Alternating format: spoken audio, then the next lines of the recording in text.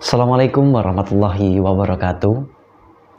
Salah satu fenomena yang marak di Indonesia, utamanya di Tanah Jawa ya, adalah pemakaian primbon yang berisi banyak perhitungan tentang hari baik dan hari buruk.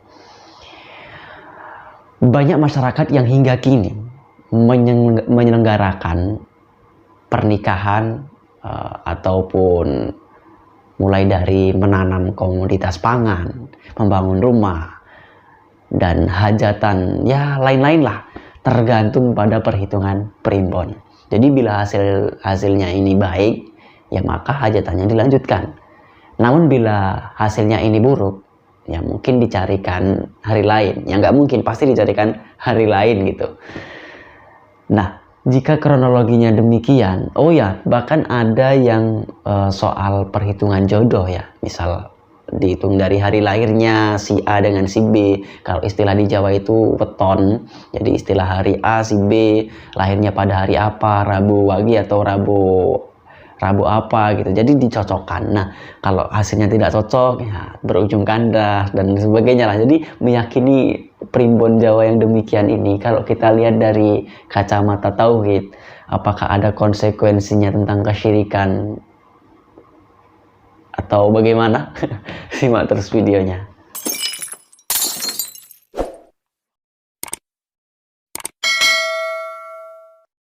Syekh Kamaluddin bin Zamlakani mengharamkan hal ini secara mutlak, sebab memang ini sepintas menuju pada kesyirikan. Perhitungan waktu baik atau buruk ini biasanya diyakini sebagai ramalan yang pasti yang terjadi di masyarakat, sehingga mereka ini seolah meyakini bahwa bintang-bintang atau tanda-tanda lain lah, tanda-tanda apapun lah, dapat memberikan pengaruh baik atau buruk dengan sendirinya. Jadi hal demikian inilah jelas sebuah kesyirikan, karena ada sebuah keyakinan dengan sesuatu selain Allah. Dan harus diakui bahwa praktek semacam ini beresiko pada ketergelinciran dalam hal akidah.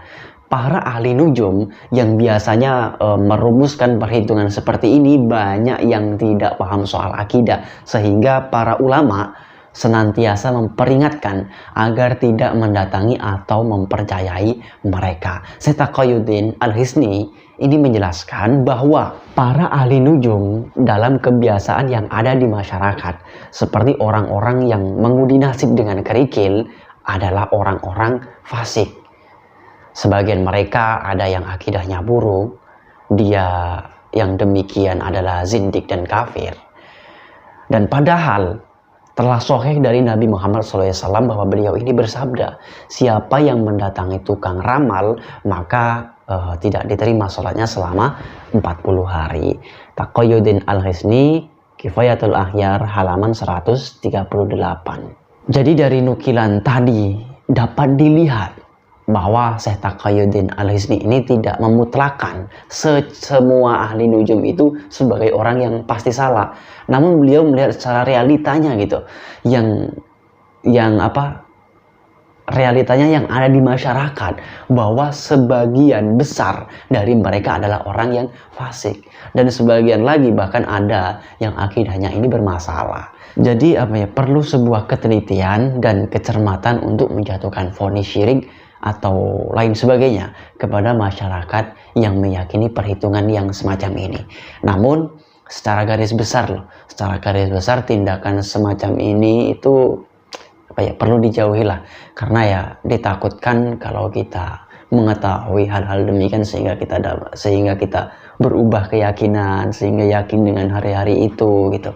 Jadi sebaiknya kita jauhi hal-hal yang demikian. Takutnya kita benar-benar yakin dengan hari tersebut. Ya kalau hanya sebuah sepintas ingin tahu saja sih tidak masalah.